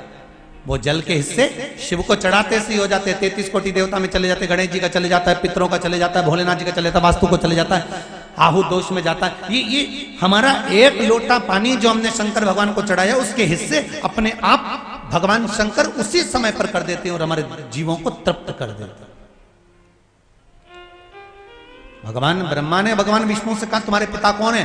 भगवान विष्णु कहते हैं मेरे पिता देवाधिदेव महादेव है। तब भगवान ब्रह्मा को विश्वास नहीं हुआ तो उन्होंने कहा मैं तुम्हारे पिताजी का दर्शन करना चाहता हूं, और एक पर्वत को घुमाना प्रारंभ करा। ऐसा पर्वत घुमाया, ऐसा घुमाया कि उसमें से अग्नि का एक खंभ प्रकट हो गया और ऐसा लिंगायत आकृति प्रकट हो गई। और उस लिंगायत आकृति में से आवाज आई कि हे नारायण, हे ब्रह्मा, मैं ही आप सबकी उत्पत्ति का कारण, मैंने ही भगवान विष्णु को प्रकट करा है और भगवान विष्णु ने ब्रह्मा तुमको प्रकट करा।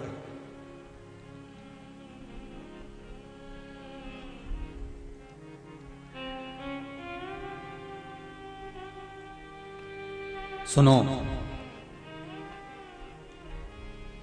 ब्रह्मा जी भगवान विष्णु से कहते हैं ये भगवान शंकर, ये शिव, ये देवाधिदेव महादेव है। हाँ, इनके चरण कहां है? इनका शीश कहां है?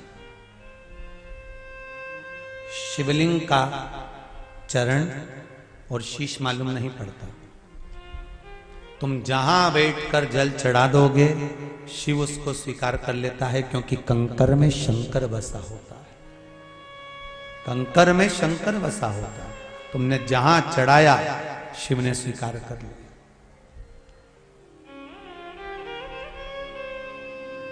एक प्रैक्टिकल करके देखना, पूरे पंडाल में कहीं पर भी बैठकर 108 बार श्री शिवाय नमस्तुभ्यम का जाप कर कर देखना, मन की अभिलाषा से।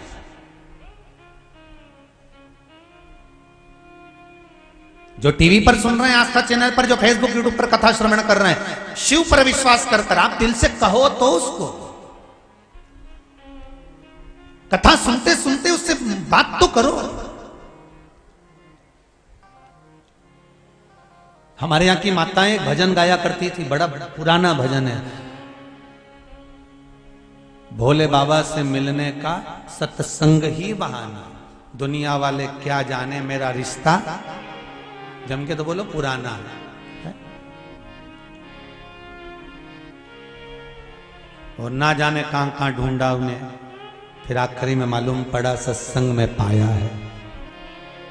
भगवान को ढूंढने के लिए किसी तीर्थ में जाने की जरूरत नहीं है, भगवान को ढूंढने के लिए किसी नदी के तट पर जाने की जरूरत नहीं है, भगवान को ढूंढने के लिए किसी दूसरी जगह जाने की जरूरत नहीं है। क्योंकि शिव महापुराण में माता पार्वती जी ने शंकर भगवान से कहा था, भोलेनाथ एक बात बताओ,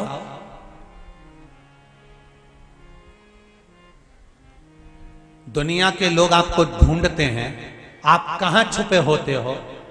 शंकर भगवान ने कहा, पार्वती मैंने छुपने का सबसे अच्छी जगह ढूंढ के रखी है। जब बच्चे छुपैया खेलते हैं ना, तो वो अलग अलग जाकर छुपते हैं, कहीं पलंग के नीचे छुपेंगे, कहीं अलमारी के पीछे छुपेंगे, कहीं बैलगाड़ी के पीछे छुपेंगे, कहीं कहीं जाकर छुपेंगे, कहीं घास में जाकर छुपेंगे। भगवान शंकर से पूछा गया कि प्रभु आप भक्तों से जाकर कहां छुपते हो? तो भगवान पार्वती जी बोलती है, कैलाश पे जाकर छुपते हो, शमशान में जाकर छुपते हो, मंदिर में जाकर छुपते हो, गंगा जी के जल में जाकर छुपते हो, कि नर्मदा जी के जल में जाकर छुपते हो, कि किसी वन में जाकर छुपते हो? शंकर भगवान बोले, ये सब छुपने की जगह नहीं है, मैं ऐसी जगह छुपता हूं जहां भक्त मुझे कभी नहीं ढूंढ सकता। तो पार्वती जी ने पूछा, वो स्थान कौन सा है? शंकर भगवान कहते हैं, मैं भक्त के हृदय में जाकर छुपता हूं, क्योंकि वो सब दूर टटोलेगा और अपने भीतर झांक कर नहीं देखेगा। सारी दुनिया में हम भगवान को ढूंढ रहे हैं, पर अपने भीतर नहीं ढूंढ पा रहे। सारा जमाना हमको गलत नजर आता है, अपने आप को छोड़कर बस अकेले तुम ही अच्छे पैदा हुए हो, बाकी के सब गलत पैदा हुए। और हमेशा एक ही बात लोग कहते, जमाना खराब है। अरे भाई, नीले कलर का चश्मा लगाओगे तो सब, जम के तो बोलो, नीले नजर आएंगे। पीले कलर का लगाओगे तो सब पीले नजर आएंगे। लाल कलर का चश्मा लगाओगे सब लाल नजर आएंगे। काले कलर का चश्मा लगाओगे सब काले नजर आएंगे। जैसी तुम्हारी दृष्टि होगी सृष्टि वैसी नजर आएगी। जिससे मिलो एक ही बात कहता, जमाना बड़ा खराब है। मतलब तूने चश्मा खराब लगा कर रखा है, इसलिए सब खराब नजर आ रहे हैं। जिस दिन तू अच्छा लगा लेगा, संपूर्ण सृष्टि नजर आएगी अच्छी। अच्छा तो लगाओ आंखों में, अच्छा ही देखना चालू करो। जमाना बड़ा खराब है। और जो बोलता है ना जमाना बड़ा खराब है, हम उनसे पूछ लेते ये बता कब अच्छा था, वो बता दे।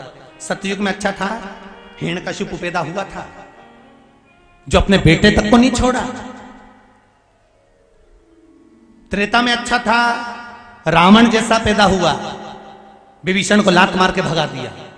द्वापर अच्छा था, कंस जैसा पैदा हुआ, दूध पिलाने मौसी आ गई, पूतना। कौन सा अच्छा था? जमाना खराब है। जमाना खराब नहीं है, हमारे भीतर के विचार खराब है, हमारी दृष्टि खराब है, हमारी सोच खराब है। हमें अगर अच्छा देखना है ना, तो अपने आप को अच्छा बनाना पड़ेगा। सर्वे भवन्तु सुखिनः।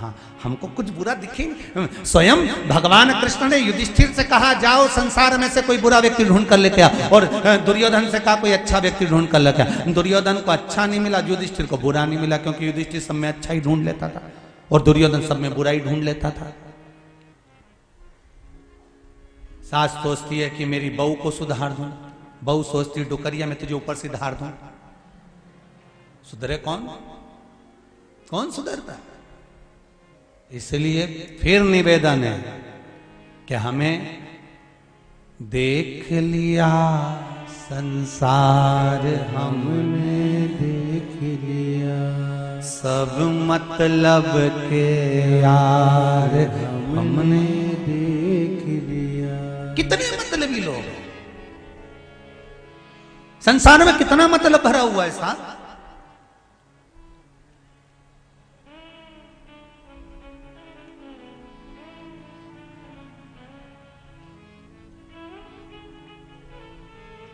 अरे गुरुदेव, इतने बढ़िया हम दोनों पति पत्नी में, पत्नी मेरी इतनी बढ़िया, पत्नी के पति बढ़िया, दोनों बढ़िया हो, क्योंकि अच्छा ही देख रहे हो। बहन कहती है मेरा भाई अच्छा है, भाई कहता है मेरा बहन अच्छी, मतलब अच्छा ही देख रहे हो। सुबह से उठे, पड़ोसन ने झाड़ू लगा के कचरा तुम्हारे दरवाजे पे पटक दिया, सुबह से भगोने जैसा तुम्हारा मुंडा हो गया। क्या करना? उसने कचरा पटका है ना तुम्हारे दरवाजे पर, सवेरे सवेरे कचरा दरवाजे पे ही पटका है ना, समझ लो उसने अपने दरवाजे की लक्ष्मी बटोर के तेरे दरवाजे पे लाके डाल दी। इससे बढ़कर प्रसन्नता और क्या होना चाहिए? तो उस कचरे में भी अच्छा ही देखना। व्यापार अच्छा चल रहा था, बंद हो गया, टेंशन में आ गए। परसों के दिन हमारे मामा जी आए थे, दुकान पे बैठे थे, उनकी मामी जी जो है ना वो एसी है, कुछ ना कुछ कर ही होगा, इसलिए दुकान बंद हो गई। क्या करा था? बाद में एक नींबू मिला था हमारी दुकान में से, फिर बस वो दुकान में नींबू मिला, उस दिन से हमारी दुकान चलना बंद हो गई। अरे तुम्हारी दुकान पे नींबू डाला, कहीं का आ जाए और हमारे यहाँ लाके डाल के जाए कि हम एक नींबू पटक के आए तो हम दरवाजे पे लिख दें कम से कम एक साथ 12 नींबू पटको हम अचार डालेंगे। क्या दिक्कत है इसमें? किसी के करने से कभी कोई बुरा नहीं हो सकता। अगर किसी के करने से बुरा होता तो सबसे पहले लोग मोदी के पीछे पड़े रहते और उसका बुरा कर देते। किसी के बुरा करने से अगर बुरा होता तो वो टाटा बिरला, वो अंबानी, जिनकी बड़ी बड़ी फैक्ट्रियां चल रही है, अगर छूमंतर करने वाला होता, टोना टोटका करने वाला होता तो सबसे पहले इनको ही निपटाता। पर ये तो चकाचक रह रहे हैं। तुम्हारे यहां कुछ भी नहीं और बुरा तुम्हारा ही करेगा। ऐसे ऐसे भेरू पैदा हो गए, ऐसे कोई किसी का बुरा नहीं कर सकता। शिव महापुराण की कथा कह रही है, शंकर भगवान कहते हैं मृत्यु लोक में कंकर में शंकर है, एक एक भूमि के कण कण में शिव समाया है। जब स्वयं शंकर कंकर में बैठा हुआ है तो दुनिया में किसी की सामर्थ्यता नहीं कि कोई बुरा कर दे। तुम तो बेहतरीन, अगर कोई तुम्हारा बुरा भी करे ना तो चेहरे पे स्माइल रखो, खजूर वाली चोटी करके खूब जूड़ा बांध के चकाचक चल चल। आग लगे बस्ती में, अपन रहो मस्ती में। क्या किसको रोइए, चादर तान के सोइए।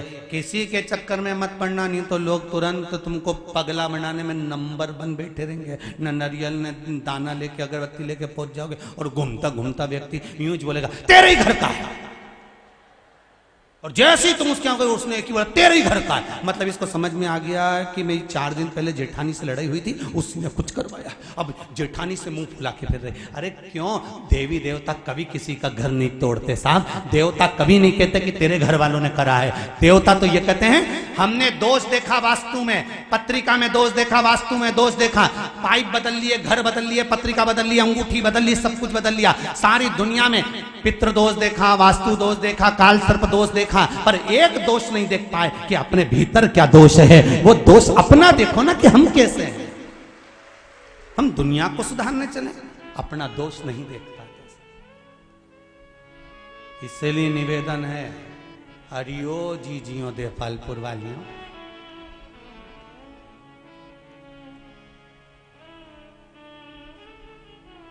देवपालपुर में तो हम आपको सासुएं भी कह सकते हैं और इनको ससुरा भी कह सकते हैं। तो तुम, निवेदन है हमें दूसरे में दोष नहीं देखना। भगवान ब्रह्मा भी यही कर रहे हैं। भगवान ब्रह्मा ने भगवान विष्णु से कहा ये शिवलिंग का चरण कहां है, शीश कहां है? कहां है चरण, कहां है शीश? कहां? हम दोष देख रहे हैं। 3 मित्र पिकनिक करने गए, समोसे, कचौड़ी, पानी की बोतल, कोल्ड ड्रिंक, टॉफी झोले में भर के ले गए। जैसे ही गए पिकनिक करने के लिए जंगल में, झोला खोला, सब कुछ निकला, पानी की बोतल नहीं थी। कहां गई? घर रह गई।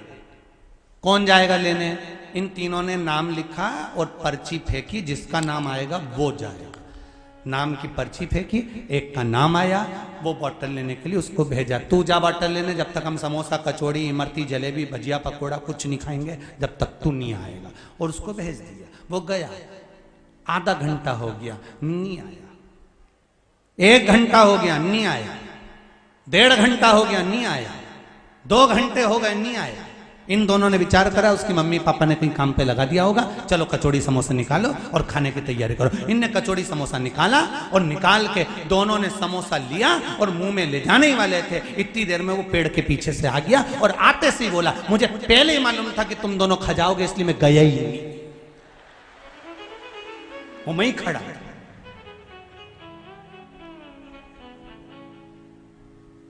वो तो इंतजार में था ये खाए और मैं बाहर आऊं। बस हम भी वैसे ही हैं, उसी की तरह हम दूसरे पर दोष देते, हम अपना दोष नहीं देखते।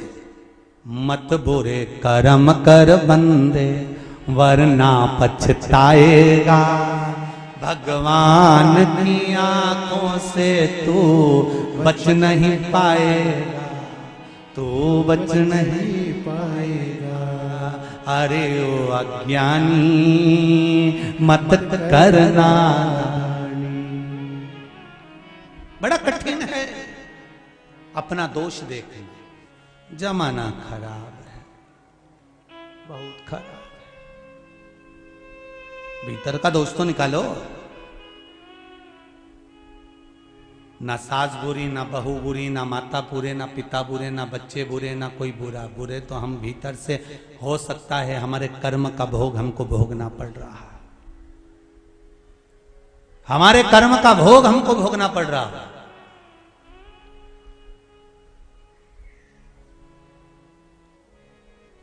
इसीलिए बार बार कहते हैं, अरे मिलती है राम नाम की दौलत कभी कभी, होती है अपने भाग्य से शिव पुराण कभी कभी। दौलत को पाके तुम कभी अभिमान ना करो, दौलत को पाके तुम कभी अभिमान ना करो। माटी में मिल जाती है दौलत कभी कभी, होती है अपने भाग्य से शिव पुराण कभी कभी। बेटी को पाके तुम कभी अभिमान ना करो, बेटी को पाके तुम कभी अभिमान ना करो। ले जाते हैं जमाई भी बेटी कभी कभी, मिलती है राम नाम की दौलत कभी कभी। शिव स्मरण करो, अविरल भक्ति को धारण करिए। कहां है शिवलिंग के चरण और शीश? जाओ इस शिवलिंग के चरण और शीश का पता करते। भगवान ब्रह्मदेव ने कहा मैं सिर ढूंढने जाता हूं, भगवान शंकर का तुम चरण ढूंढने के लिए जाओ। शंकर का मंदिर पूरे भूमंडल पर, पृथ्वी पर जहां शिवलिंग रखा हो, जहां शिवलिंग रखा होता है वो मंदिर नहीं होता, वो शिवालय होता है। शिवालय का मतलब होता है शिवालय में पट नहीं होता, शंकर के हृदय में कपट नहीं होता और शंकर के ऊपर जल चढ़ाने वाले को कभी खटपट नहीं होता। इतना याद रखना। 3 चीजें, शिव मंदिर में पट नहीं, शंकर के हृदय में कपट नहीं और शंकर के भगत के जीवन में कभी खटपट नहीं। आपके गांव में भी कई शिव मंदिर खेतों पे हमने किसान भाइयों के देखा है। जो किसान लोग रहते हैं उनका जो खेत रहता है, खेत में कहीं ओटला बना होता है, ओटले पर नर्मदेश्वर शिवलिंग बैठा रहता है, शंकर जी बैठे आराम से खुले में। अच्छा, कई लोगों के मन में आता है खुले में भगवान को रख दिया।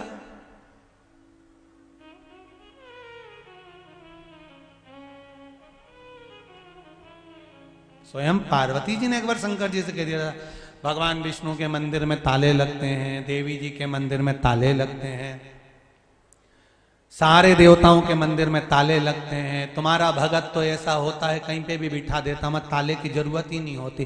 शंकर भगवान बोले हमारे पास कुछ होएगा तो ले जाएगा,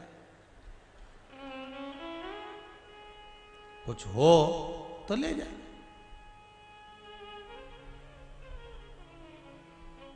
और चोरी करोगे भी क्या शंकर जी के मंदिर? बब्बा ले जाओगे का? और क्या डमरू ले जाओगे? बजाओगे भी तो लोग तुमको बजाओ तो सही, लोग भी कहेंगे बताओ जिस दिन से शिव पुराण की कथा सुनी है बेचारा पगला हो गया, बजाता फिरता डमरू। और क्या ले जाओगे? त्रिशूल कि धतूरा?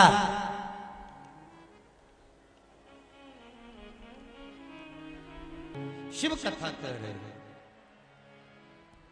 ढूंढने के लिए चले हैं भगवान। भगवान विष्णु तो चरणारविंद की ओर गए और ब्रह्मा जी ऊपर आकाश की ओर गए।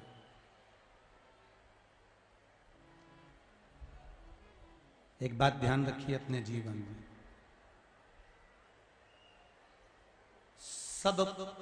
सबकी परीक्षा लो पर शिव की कभी परीक्षा मत।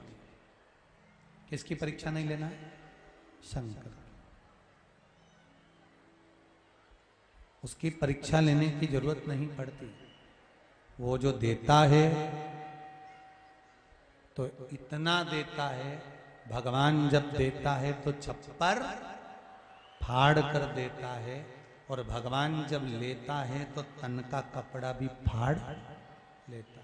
उसकी देने की भी रीति है तो लेने की भी रीति है। देता और लेता दोनों। लो परीक्षा, सबकी परीक्षा लो, पर देवाधिदेव महादेव की नहीं लेना। और एक भगवान शंकर के जो भक्त होते हैं, शिव के जो उपासक होते हैं, शंकर का जो गुणगान करने वाले होते हैं, शंकर की सेवा करने वाले होते हैं, इनकी कभी परीक्षा नहीं लेना। आप सबसे भी एक निवेदन है, कोई अगर शिव जी के मंदिर जाता हो, एक लोटा पानी चढ़ाता हो, अपने ही गांव की माताएं जाती हैं, अपने गांव के पुरुष लोग जाते हैं, बच्चे लोग जाते हैं, तो कोई अगर शिव के मंदिर जा रहा है तो उसके ऊपर कभी ना तो कोई उंगली उठाए, ना कोई अपशब्द कहे, ना कोई ताना दे, ना कोई आड़ी टेढ़ी बात कहे। शिव उपासना में लगे रहे। शंकर के भगत पर अगर कोई उंगली उठती है तो जिसने उठाई है उसका पूरा वंश समाप्त हो जाता है, पूरा वंश नहीं।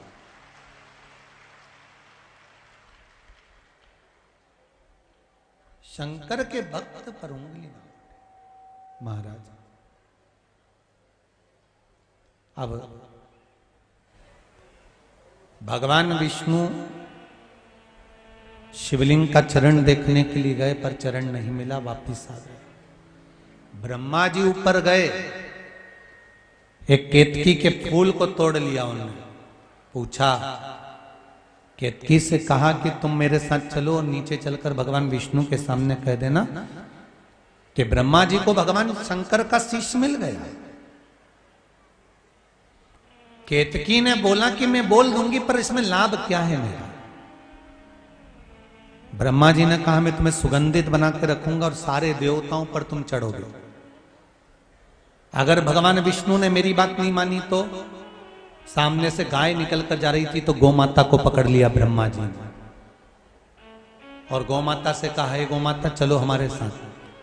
भगवान शंकर के सामने चलकर कह देना कि ब्रह्मा जी को भगवान शंकर का सिर मिल गया।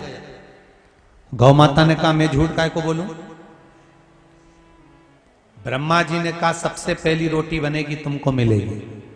एक रोटी के चक्कर में गौ माता ने झूठ बोल दिया। नीचे आए भगवान विष्णु से ब्रह्मा जी ने कहा, नारायण प्रभु आपको क्या भगवान के चरण मिल गए?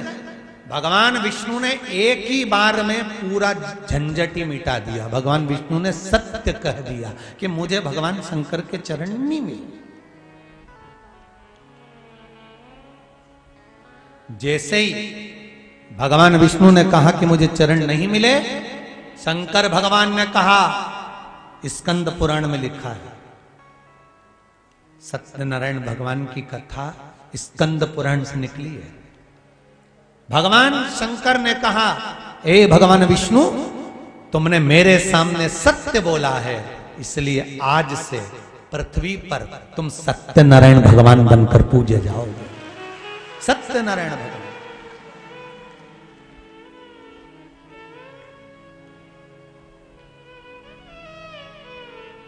शिव जी को प्रिय है क्या? शंकर भगवान को प्रिय क्या है? सत्यम शिवम सुंदर। शंकर भगवान को सबसे ज्यादा प्रिय है सत्य। इतने सारे गांव के लोग बैठे हुए हैं और इतने लोग आस्था चैनल पर और फेसबुक पे सुन रहे हैं।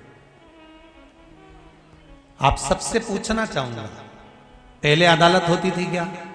बोलते जाओ जितने लोग पुराने बैठे हैं, अदालत होती थी? नहीं। पंचायत भी बाद में बनी।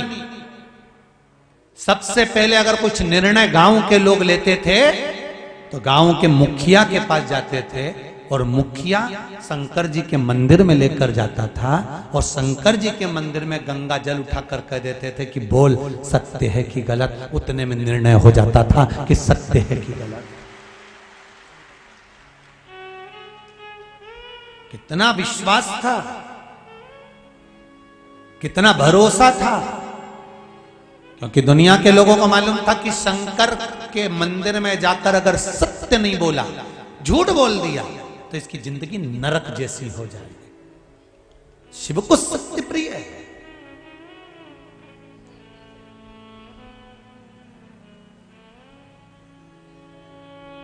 पर आज के जमाने में तो व्यक्ति हर पल पल में झूठ बोलता है, पल पल में। शिव महापुराण की कथा कहती है, आप जितनी देर शिव पुराण में बैठो ना, उतनी देर आपके मुख से सत्य निकलना चाहिए। अगर मोबाइल पे बात भी कर रहे हो ना, किसी का फोन आ गया ना, कहां बैठे हो कहीं मत बताओ, जहां बैठे हो वहीं बताओ कि मैं कथा में बैठा हूं, मैं बाहर बैठा हूं, मैं अंदर बैठा हूं, मैं यहां बैठा हूं। सत्य बोलो। पर दुनिया के लोग सत्य कब बोलते हैं? जब किसी मुर्दे को लेकर जाते हैं। राम नाम, अरे बोलो तो जरा अच्छे से। अपन मरेंगे तो दूसरा बोलेगा, अपन कब बोलेंगे? बोल लो जरा, राम नाम सत्य है, और जो सत्य है वो सत्य ही रहेगा। दिवाली के दिन छोटा सा बच्चा चिल्ला चिल्ला के बोल रहा था, राम नाम सत्य, राम नाम सत्य। मम्मी आई, मोगरी लेके धो दिया। चुप बैठ, मालूम नहीं है दिवाली का दिन और तू राम नाम सत्य, राम नाम सत्य कर, तो बच्चे को सिखा दो कि राम नाम का असत्य।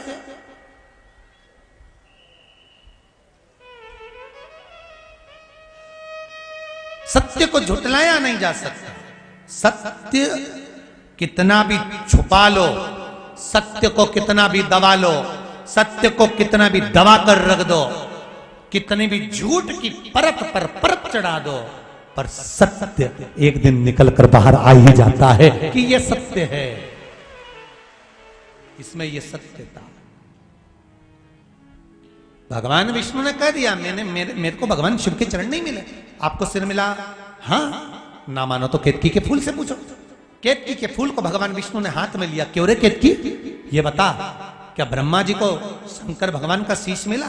केतकी के फूल ने कह दिया, हाँ, शिवलिंग में से आकाशवाणी हो गई, ये केतकी का फूल झूठ बोल रहा है। भगवान शंकर ने कहा, सुन केतकी के फूल, सारे देवताओं पर तू चढ़ेगा, पर तूने मेरे मंदिर में मेरे सामने झूठ बोला है, शंकर पर कभी नहीं चढ़ेगा। और अगर भूल से भी कोई केतकी का फूल शंकर पर चढ़ा देगा तो 1000 गौ हत्या के बराबर दोष लग जाएगा।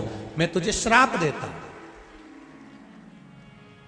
सारे देवताओं पर केतकी का फूल चढ़ सकता है, पर शिव पर नहीं चढ़ सकता। ब्रह्मा जी ने कहा, अगर विश्वास नहीं हो तो गौ माता से पूछ लो। भगवान विष्णु ने पूछा, गौ माता, आप तो सत्य की मूरत हो मां, आपको लोग मां कहते हैं, मां बोलो, क्या ब्रह्मा जी को शंकर भगवान का सिर मिला है? गौ माता ने कहा, हां, ब्रह्मा जी को सिर मिला है। आकाशवाणी फिर हो गई शिवलिंग में से, ये गौ माता झूठ बोल रही है। गौ माता, शिव कहते हैं, गौ माता तू जगत की मां है और तू झूठ बोल रही है। ए गौ माता, मैं शंभु शंकर कैलाश अधिपति शिव तुझे श्राप देता हूं, तेरा पूरा शरीर पूजा जाएगा पर तेरा मुख अपूज्य माना जाएगा। गौ माता, तूने मुख से झूठ बोला है। और गाय माता ने एक बार झूठ नहीं बोला, 2 बार बोला। ये तो कथा हो गई ना जाने कितने सतयुग पहले की। और एक कथा आती है त्रेता की, जब राम जी वन गए, फाल्गु नदी के तट पर राम जी भिक्षा मांगने गए, सीता जी ने ब्राह्मण को बुलाकर पिंडदान करवाया। तब एक भाग पिंड का गौमाता को दिया। जब राम जी आए और सीता जी से कहा, ये लो अन्न का भाग और जाओ पिंड बना कर लाओ, सीता जी कहती हैं, पिंडदान तो मैंने कर दिया। कहां कर दिया पूछ लो। ब्राह्मण से पूछा, बोले ब्राह्मण देवता पिंडदान करा कि नहीं करा?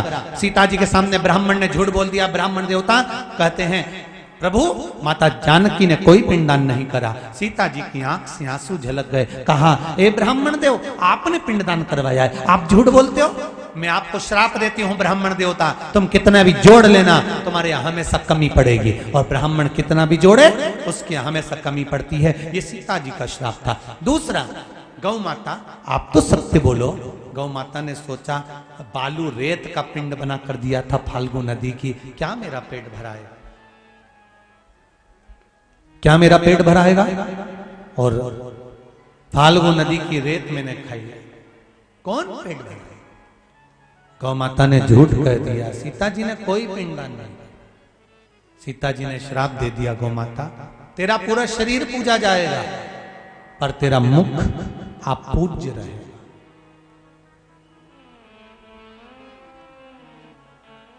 हिंदू धर्म में सारे मंदिरों की परिक्रमा आगे से होती है, पर हिंदू धर्म में सारे देवताओं की परिक्रमा आगे से होती है।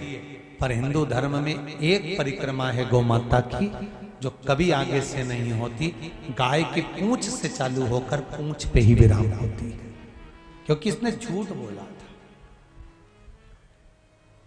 हिंदू धर्म में सारे दान आगे से होते हैं, अन्नदान, वस्त्र दान, स्वर्ण दान, मुद्रा दान, कन्या दान, जितने भी दान होंगे आगे से होंगे। हिंदू धर्म में एक दान, गौ माता का दान पीछे से होता है, गाय की पूंछ पकड़कर करना पड़ता है, आगे से नहीं होता, क्योंकि इसने झूठ बोल दिया। तूने झूठ बोला, तू झूठ बोली।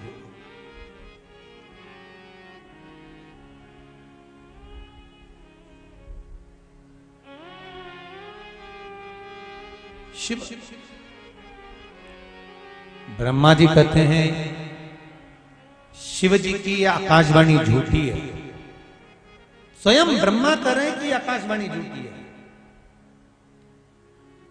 शंकर भगवान प्रकट हो गए और प्रकट होकर तुरंत भगवान शंकर ने अपने पैर के नखून को तोड़ा और पैर का नख तोड़कर भगवान शंकर ने उस नख को फेंका, काल भैरव को प्रकट कर लिया और कहा, जाओ काल भैरव, ब्रह्मा जिस वाणी से झूठ बोल रहा है, जिस मुख से ब्रह्मा झूठ बोल रहे हैं, इस मुख को काट दो, काट दो इस मुख को।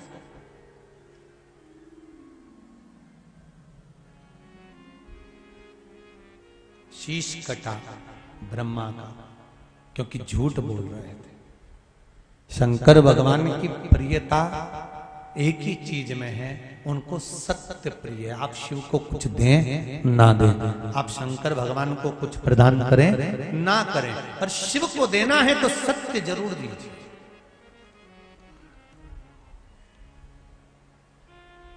शिव को सत्य दो। सत्यम शिवम सुंदर, शिव को सत्य दीजिए। सत्य जब मिलेगा तो शिव मिलेंगे, और शिव मिलेंगे तो जीवन सुंदर हो जाए अपने आप। आपके जीवन की सुंदरता अपने आप प्रकट हो जाएगी, अपने आप। देखो, एक पत्र में किसी ने लिखा है, पत्र इतने सुंदर सुंदर हैं और सबने अपने अपने मन के भाव लिखे हैं।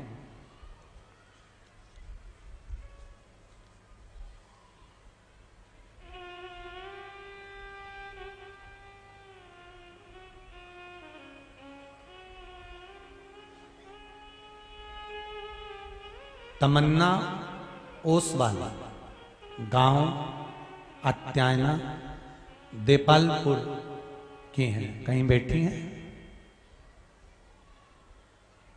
उन्होंने लिखा है, गुरुजी,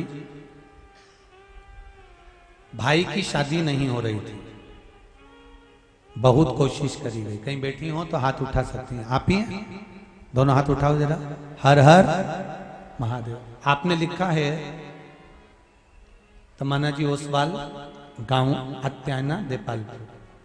आपने लिखा है बहन कि भाई की शादी नहीं हो रही थी गुरुदेव, सब जगह से हार चुके थे, तब पशुपति व्रत करवाया और व्रत का चौथा ही दिन था कि मेरे भाई की सगाई हो गई और उसकी शादी हो रही है। महाराज बहुत बहुत साधुवाद बहन, बैठ जाइए। हर हर महादेव।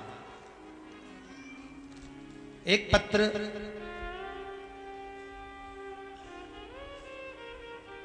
इस लिफाफे में रख के भेजा था किसी बहन ने।